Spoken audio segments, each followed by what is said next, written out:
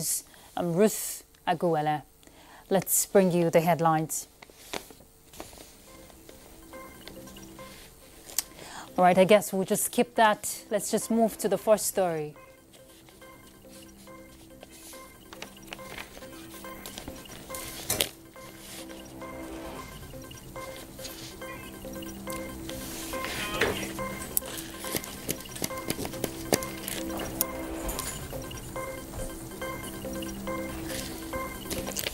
The United Nations Department of Peace Operations has announced Olubukumi Ibukunle, a corrections officer with the Nigerian Corrections Service, serving with the United Nations Organization Stabilization Mission in the Democratic Republic of Congo, as the winner of the 2025 United Nations Trailblazer Award for Women Justice and Corrections Officer. Just as a trio of scientists win Chemistry Nobel for new form of molecular architecture. Chukunonso Nwabweze reports. Unit engineer Officer Olukemi Bikunle brought her technical expertise to a traditionally male-dominated field, leading transformative prison infrastructure and rehabilitation projects that align with international standards and strengthening of national institutions. Believing that peace begins behind prison walls, her work focuses on reshaping prison strategies to promote safety, dignity, and rehabilitation. Sharing her thoughts on the award, Officer Ibikunle said, "This moment represents visibility and recognition of the countless women and girls whose voices are often silenced and whose dreams are constrained by societal expectations." Her most impactful achievements include the development of an advanced security prison block in Kabare for high-risk detainees, as well as the development of a model prison blueprint for the Democratic Republic of Congo, guiding efforts to standardize prison design and improve detention conditions across the country. She also spearheaded the biogas initiative at Uvila Prison, which converted waste into clean energy, improving living conditions and promoting environmental sustainability, while providing detainees with vocational training. The Trailblazer Award is an initiative established in 2022 by the Justice and Corrections Service of the Office for the Rule of Law and Security Institutions. It recognizes the outstanding contribution of women justice and corrections officers deployed as government-provided personnel to United Nations peace operations and challenges gender stereotypes and gender-related barriers by showcasing their achievements. In a related development, the trio of Japan's Susumu Kitagawa, UK-born Richard Robson, and the American Jordanian Omagagi on Wednesday won the Nobel Prize in Chemistry for developing metal organic frameworks. The construction, the jury said, can be used to harvest water from desert air, capture carbon dioxide, store toxic gases, or catalyze chemical reactions. Thursday, we see the Literature Prize handed out and the highly watched Nobel Peace Prize on Friday. The Economics Prize wraps up the 2025 Nobel season on October 13th. Chukunonso Nwabweze, NTA News. We turn our attention back home on legislative matters. The Senate has received more requests from President Bola Tinubu as he seeks confirmation of appointees into government agencies. The appointments are for the Nigeria Communications Commission, the Federal Civil Service Commission, Federal Roads Maintenance Agency, and the National Population Commission, among others. The President also requested Senate to approve implementation of the 2026 External Borrowing Plan. Request the distinguished Senate to pass a resolution, 1, to raise external capital in the sum of $2.3 billion,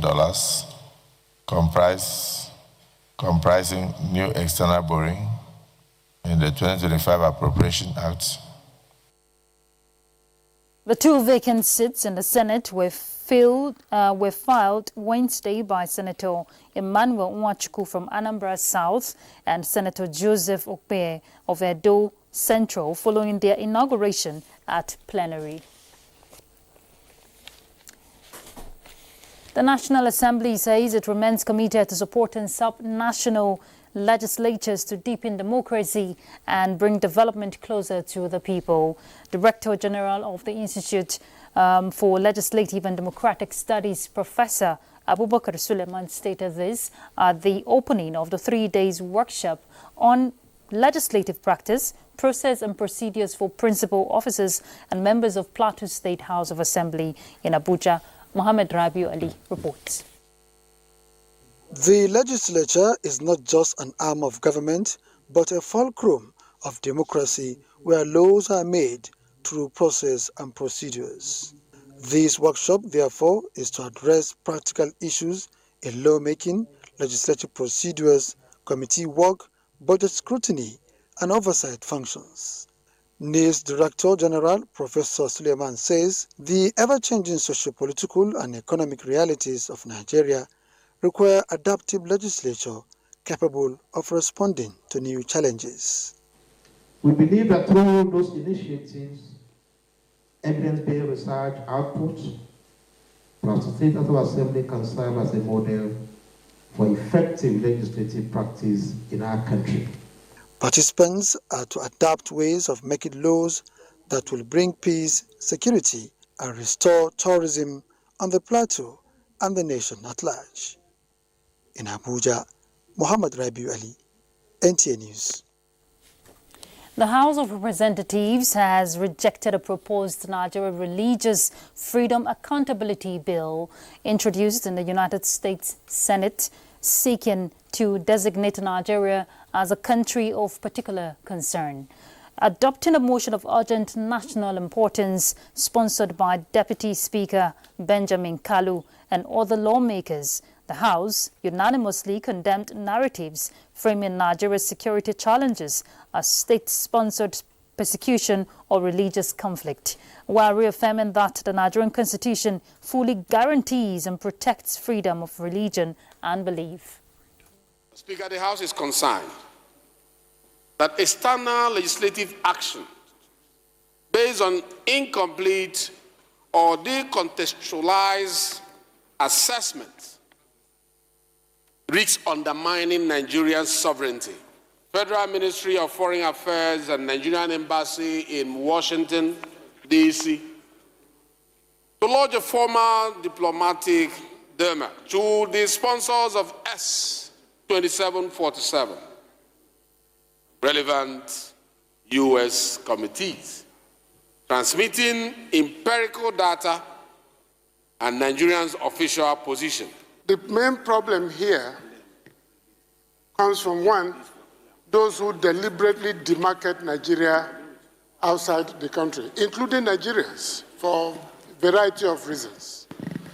Two, gross misinformation deeply embedded in the nature of the American educational system. This is the time to wake up. Let's begin to interface with our colleagues in the U.S. Congress, in the U.S. Senate. That is official communication of this motion to the United Nations formally, so that they are aware of what the U.S. Congress is doing, trying to do to Nigeria. Okay. This motion is referred to the Committees on Foreign Affairs, National Security and Intelligence, Interior, Information, National Orientation, Police Affairs, Human Rights for further legislative action. In other resolutions, the House mandated its committees on diaspora, university education, foreign affairs and anti-corruption to investigate alleged infractions by the Federal Scholarship Board.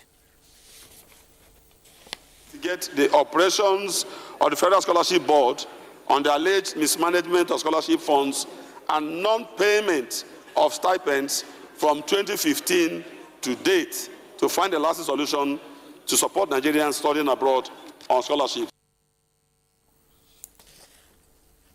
Let's look at other issues. The Nigerians and Diaspora Commission, in collaboration with the Presidential Fiscal Policy and Tax Reforms Committee, will hold a virtual interactive session tagged Impact of the New Tax Reform Laws on Nigerians in the Diaspora.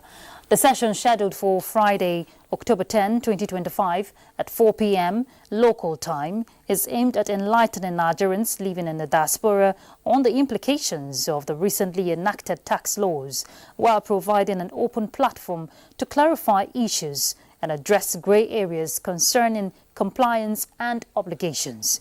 In a statement, NIDCOM's chairman and CEO, Abike Dabiri-Arewa, says the dialogue reflects the federal government's commitment to inclusivity and transparency in policy implementation. The Taipei Trade Office in Nigeria has commenced the celebration of the country's National Day. Now, it is a day that commemorates the 1911 Wuchang uprising against the Qing dynasty. The Trade Office sees the day as a remarkable achievement of democracy and stability. Comfort Fashion reports.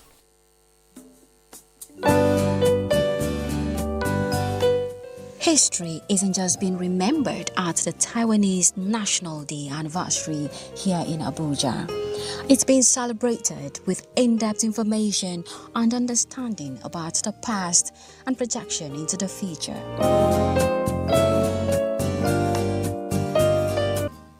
For 114 years, Taiwan has weathered storms to build something rare. A thriving democracy on an island of over 23 million people. And today it stands out not just free, but advanced, ranking among the top globally in AI research output. The diplomatic relationship between Nigeria and Taiwan has spanned decades.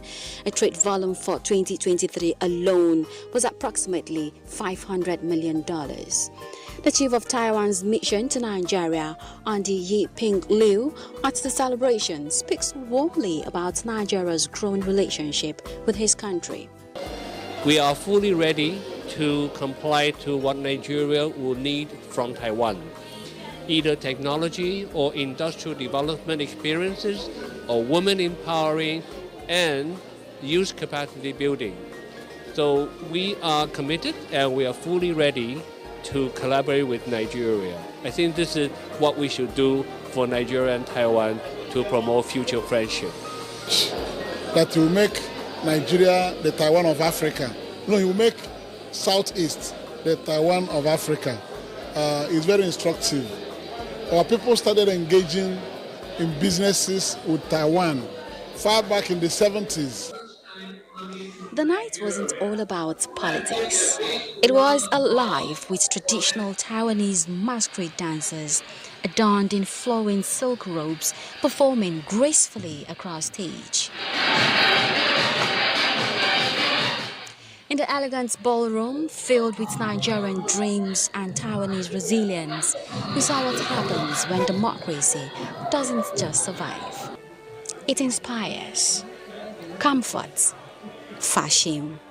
NTA News. The government of Finland has expressed its readiness in partnering Nigeria in the area of media literacy to further bolster the mutually beneficial bilateral relations between the two nations. Ambassador of Finland to Nigeria, Sana Selin, disclosed this at an interaction with the Director General of Voice of Nigeria, Jibrin Baba Ndache, at the Finnish Embassy in Abuja. Chukunonso Mwabweze reports. The partnership between Nigeria and Finland, records reveal, is built on shared values that center on mutual commitment to peace, security and sustainable development. Director General Voice of Nigeria, Von Jibrin Baba Ndache, and his team are here to solidify this relationship through media synergy with Finnish counterparts, in line with his drive towards reconnecting Von with its key international partners. The public media organization service in Finland has a lot of experience, established almost close to 100 years ago. So we want to tap into that experience in furthering and deepening truthful and professional journalism here at the Voice of Nigeria. Having been in Nigeria for a year now, Ambassador Sana Selin said the collaboration with Voice of Nigeria will engender her vision of boosting trade partnership with Nigeria. I think that this is a good start for the more deeper, closer cooperation between Nigeria and Finland. And I would be happy to, of course, bring this message to Finland and see how we could cooperate between our media scene. As Nigeria and Finland explore ways of significant growth and enhanced collaboration, this strategic engagement is expected to further the initiative through a deliberate projection of opportunities inherent in the friendship. Chukunonsonwa Bweze, NTA News. All right, let's take a break. We'll be back shortly. Stay tuned. Thank you for staying tuned. British Prime Minister Keir Starmer arrived India this Wednesday, months after London and New Delhi signed a landmark free trade agreement, putting to rest years of intense negotiations. On his first official trip to India aimed at boosting economic ties between the two nations, Starmer was accompanied by a 125-member delegation, including top business leaders like British Airways Chief Executive Sean Dow. The 2 days visit follows his July meeting with Indian Prime Minister Narendra Modi in London, where the pair signed the trade accord. Starmer is due to meet Modi on Thursday and address a fintech conference in Mumbai alongside him. As humanly possible, so that it's in place. But I think it's already changed the mood music, frankly.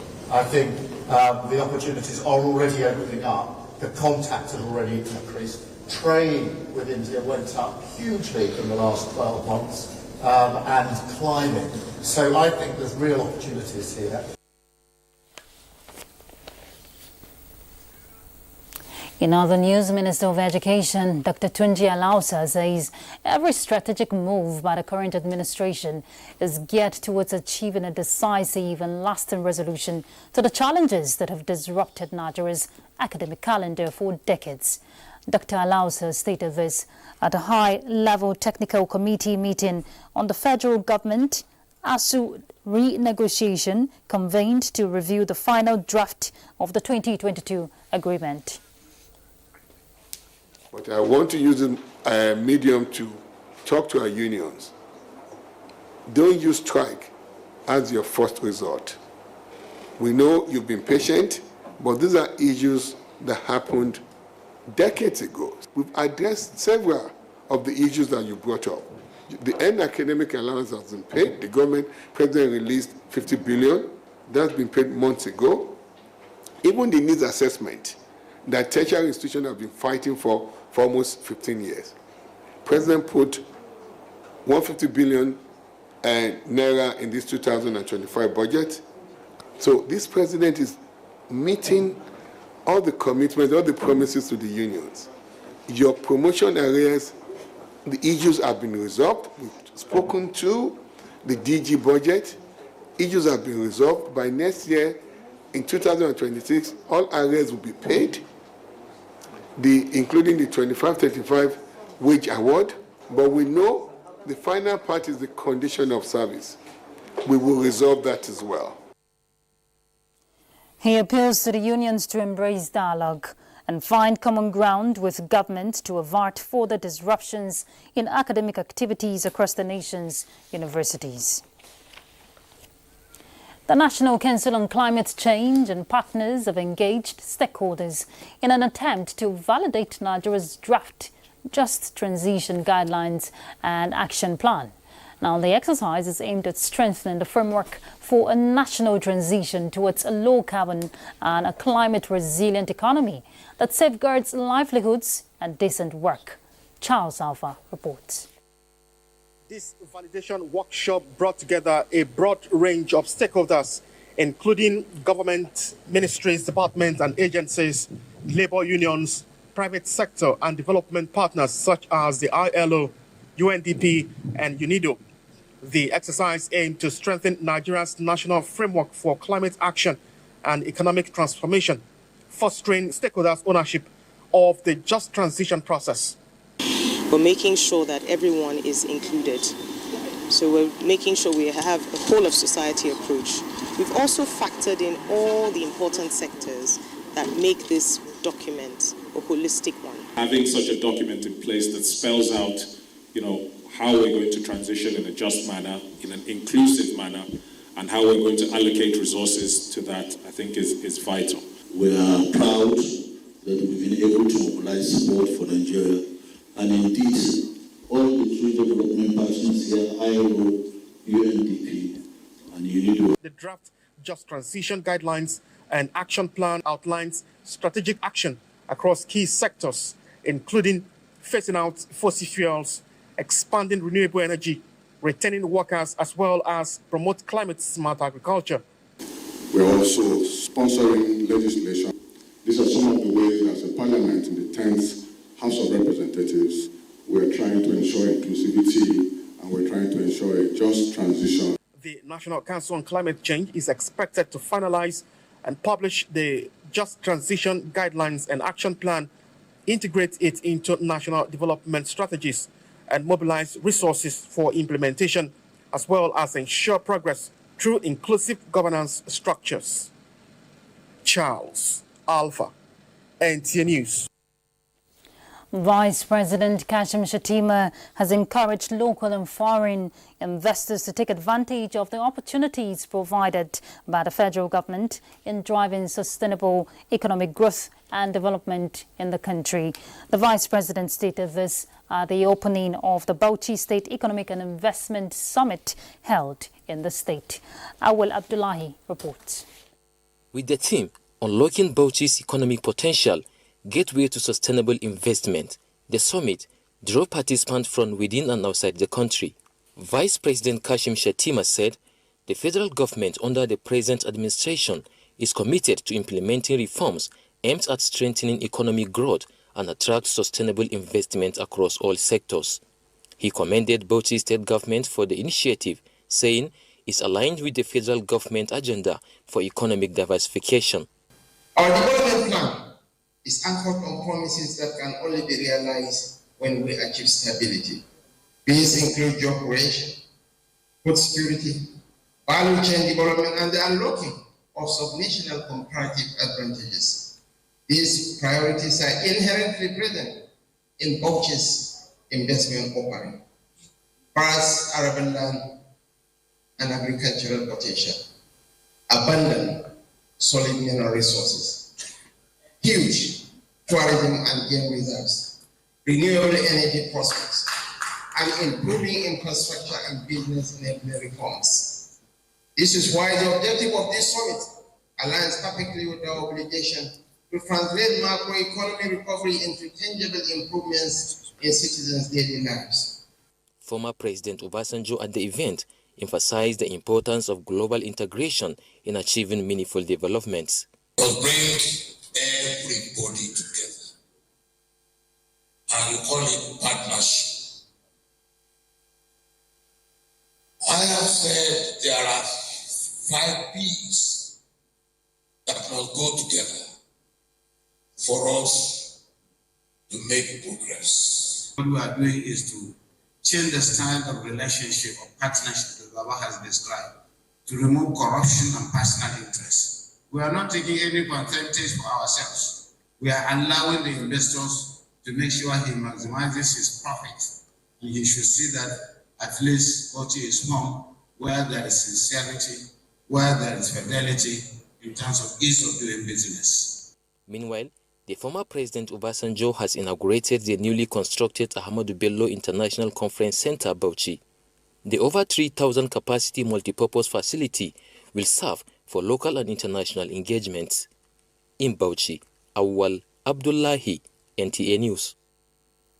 The federal government has called for funding and collective efforts from states and other key stakeholders for Nigeria to achieve the target of the sustainable urban and rural water supply, sanitation and hygiene program that is salt wash. Usman Zubairu reports that the Minister of Water Resources and Sanitation, Professor Joseph Utsev, stated this at the 4th Federal Steering Committee meeting of the World Bank-supported program in Abuja. The Sustainable Urban and Rural Water Supply, Sanitation and Hygiene Program, which is being piloted in 7 states, will help to provide 6 million people with basic drinking water and 1.4 million access to sanitation, while over 2,000 schools and healthcare centers improve wash facilities. This 4th Federal Steering Committee meeting is to review and ratify the program work plan and procurement plans for the 4th year of the program implementation. Minister of Water Resources and Sanitation, while highlighting performance of the program in pilot states, said program recorded between the program year 2 and year 3, a total of 58,585 persons were provided access to water supply, 5 households have improved sanitation facilities, and 21 health centers and schools were provided with complete wash facilities. Currently, the program is working to include 10 additional states, having met the required criteria, the minister said. He expressed concerns over the slow implementation of the program and urged state and key stakeholders to take immediate action to meet their commitments. Therefore, urge the Federal Steering Committee and indeed the states to prioritize rolling out their communication strategy and deploying tools that support transparency and stakeholder engagement. The People Are program is a new program. It's a new concept by the World Bank. We are the first people that are, trusting it, and then it definitely must come with a lot of challenges and issues, and which we are confidently saying now we are overcome this. States have a crucial role in driving the program through the provision of adequate funding and strengthening water institutions at the state level, so it is expected that they leverage on their opportunity the SOWAT programs offers. Usman Zubair, NTA News. And we're done. Thank you for your time. Ruth Aguwele, my sign language interpreter is John Bamidele. Bye.